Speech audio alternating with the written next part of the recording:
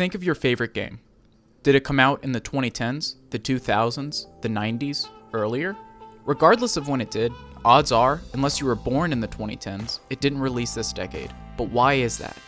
Is it because of corporate sanitization? Higher graphical fidelity causing developers to be able to spend less time on making an interesting, polished game? Or something else? Actually, it's all and more. But I want to specifically talk about corporate sanitization, especially in the form of censorship. Think of the most controversial game of the 2010s. Odds are, unless you're talking about some obscure adults-only title, you said GTA 5. But what if I told you, even GTA 5 was subject to censorship? Aside from the fact that I'll always be pissed they never included any single-player DLC, they also lost their charm through trying to better engage with modern sensibilities. And although I wholeheartedly disagree with that, if they only changed new content, I'd be okay. Not happy, but okay with that. But they didn't just do that. They actively removed content to accomplish this, subjectively at best, noble goal. If you are moderately aware of censorship in games, you might know at least about the removal of Confederate flags in this game, or maybe even the removal of certain NPCs in a certain area, and the dialogue around them. And I can understand removing the flags from Trevor's and the Lost MC's trailers because they seemingly don't have any connection or heritage to it. But the other trailers and homes from Sandy Shore seemingly did have canonical reasons to have it. And it adds character to the world and further parallels it with some parts of Northern California. And the cross-dressers/transgenders were also supposed to further align it with real-world similarities. Whether you like it or not, even when the game was created, transgenders and cross-dressers were fairly prevalent in big cities like Los Angeles and New York. And Rockstar, at least at the time, was willing to poke fun at everyone. But even if you argue that the existence of a Confederate flag in a game and the way those specific NPCs were used are inherently immoral, GTA 5 is not moral. You can literally kill every type of NPC from hillbilly redneck to millennial vegan, and even if you disagree with it, it is inherently limiting expression of artistic intent, and the existence of these do not inherently incite violence any more than the character's disdain for the police, rednecks, or millennials incites it. And it's important to be able to differentiate acknowledgement of differing viewpoints and endorsement of those viewpoints. Even though GTA, along with most media at the time, was slightly liberal-leaning, calling conservatives disingenuous while only calling liberals incompetent, it still made fun of liberal stereotypes. And even though it still makes fun of some, like vegans and millennials, every time they remove a caricature of a liberal stereotype, it only furthers dissonance between the political leanings of the game.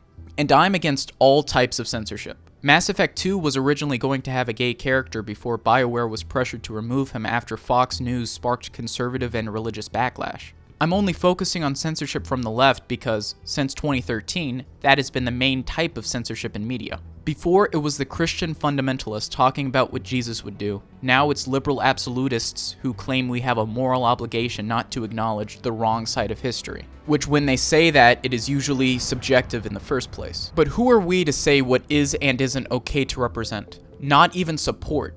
Just represent. You could just as easily state that it's not okay to make fun of white people, but it's encouraged to make fun of transgenders, the opposite of what the current narrative is. But believe it or not, this wasn't actually what got me to make this video. It was another game that recently received a remake, or as the title reinforces, Deluxe Remaster. And although it isn't perfect, even as a remaster, the thing that above all else makes me not want to buy the game is censorship. What is this game? Well, it's none other than Dead Rising Deluxe Remaster, or DRDR for short. It's basically a remaster that was completely overhauled visually, but mostly retains everything else from the original game. Basically, Dead Rising, a semi-satirical game about killing zombies in a mall in Colorado, first came out on the Xbox 360, check out my video about the marketplace closing down here, in 2006. It then came to PS4, Xbox One, and PC in 2016. With censorship, specifically removing nudity, but that's not what I'm talking about. And then it got remastered again, but this time with substantially better visuals in 2024. This is the version of the game that is severely censored, removing almost all sexual innuendos like the erotica photo mechanic and Cheryl's outfit, and even the slightest disdain for certain types of people to a point where it causes inconsistencies and continuity errors. Specifically, with the unintentional simplifying of contextual events, most notably with Kent and Cliff. Kent was supposed to be a distorted reflection of Frank, willing to risk the autonomy of others to get a scoop. But this version of Kent isn't some repressed pervert meant to make you reflect on your own actions, photographing certain people and revealing positions. He's just another generic psychopath who happens to also take pictures like you. And Cliff was an army veteran who was reliving the Vietnam War, accusing everyone he sees as being Viet Cong. But now he just assumes you're some generic adversary. This censorship removed nuance that was in the original.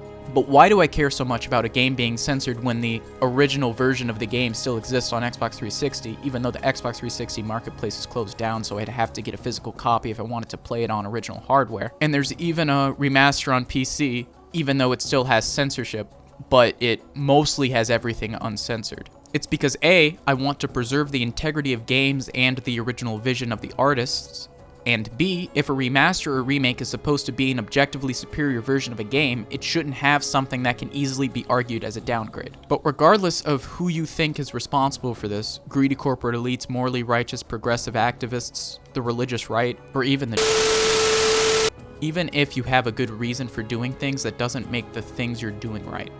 And I'm not even saying they actually have good reasons for doing these things, but they think they do.